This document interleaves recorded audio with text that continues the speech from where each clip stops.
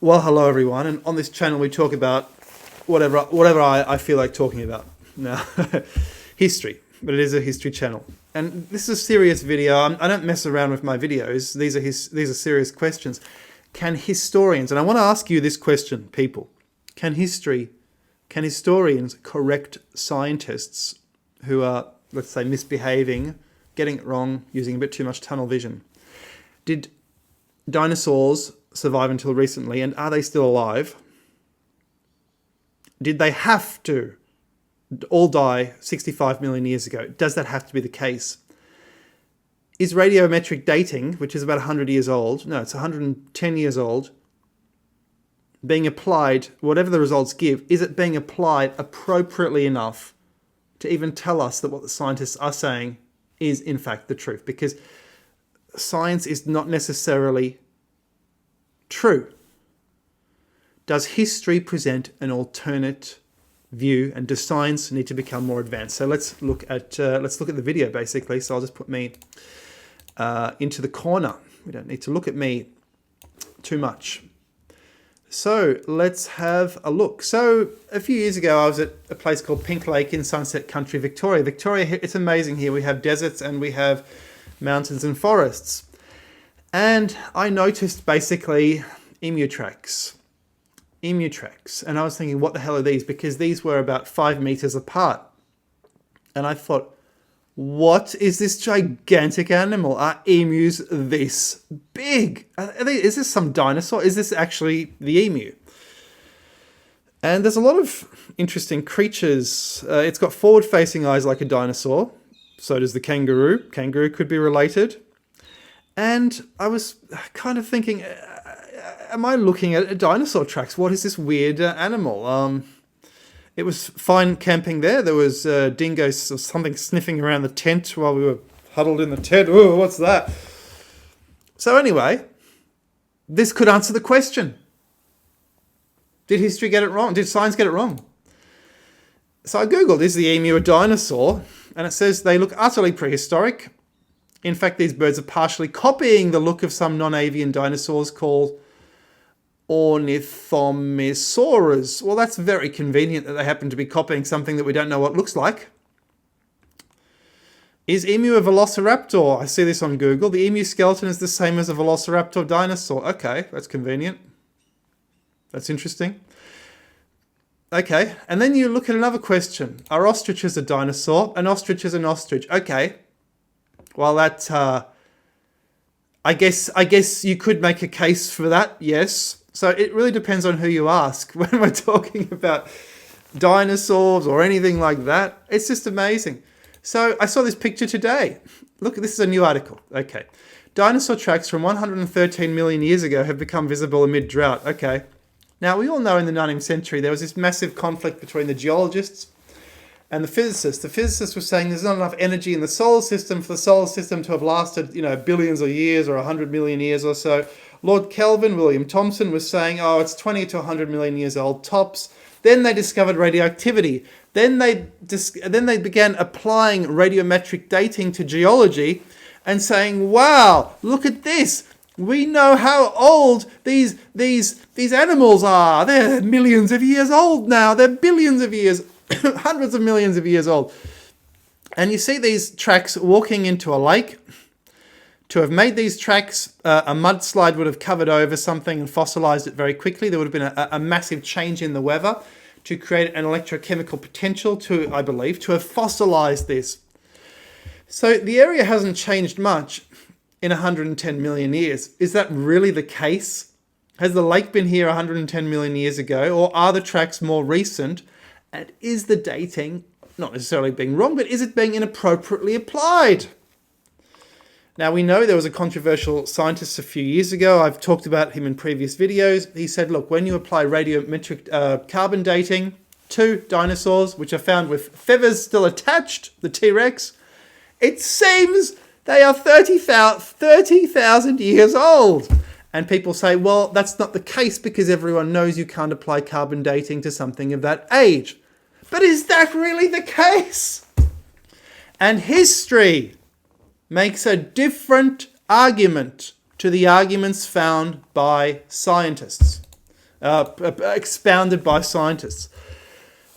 St. George and the dragon. Now, when I look at dragons, they could be giant snakes, and this is a problem. But later we'll look at birds.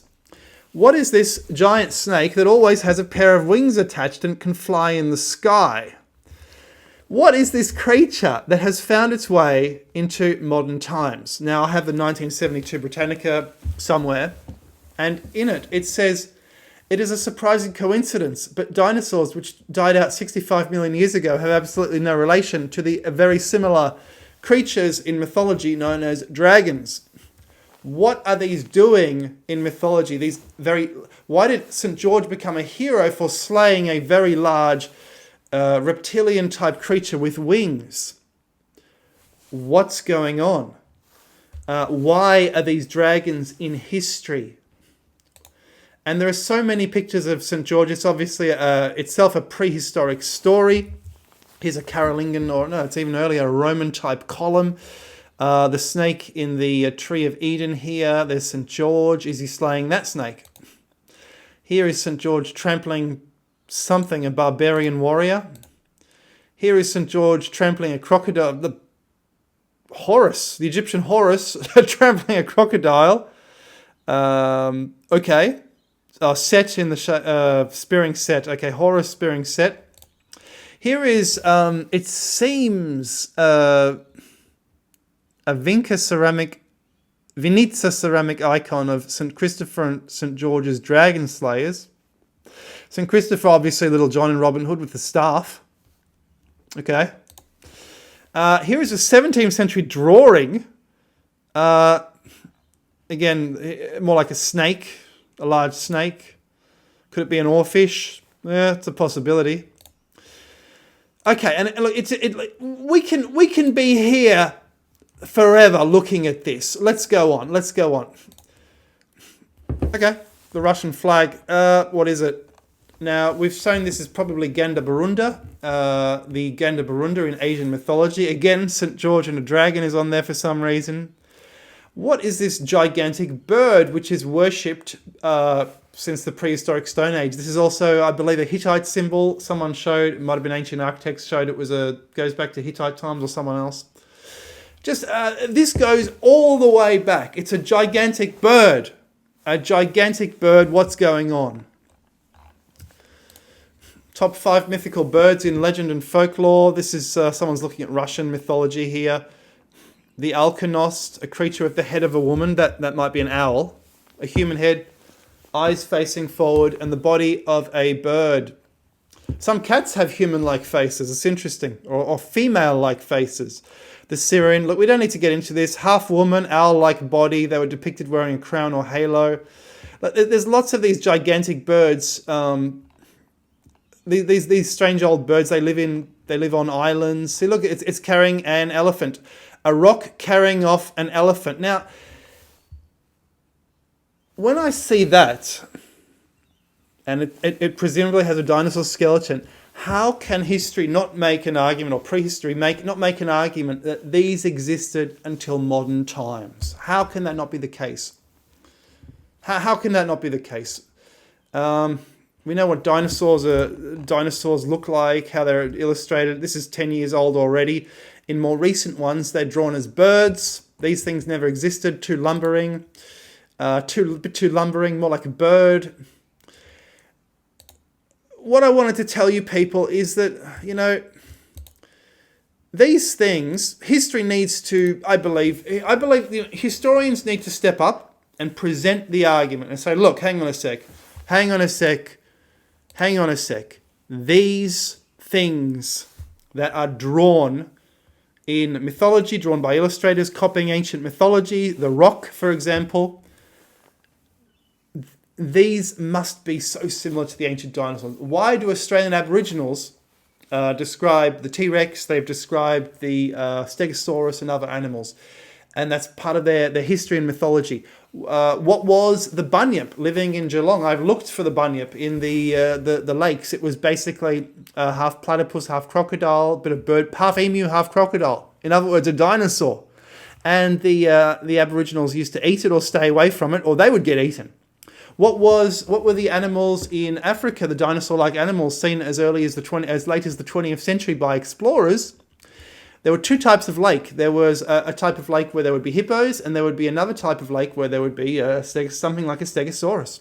Guys, I think there is enough evidence for historians to mount an argument that the science has gotten a little bit wrong, and we need a more advanced understanding of dinosaurs surviving into modern times. In fact, surviving until the time of Genesis, which might have been some catastrophe tens of thousands of years ago. Anyway, guys, or even more recently. Anyway, guys, I hope you've enjoyed that little discussion, and that's my contention. Historians should mount an argument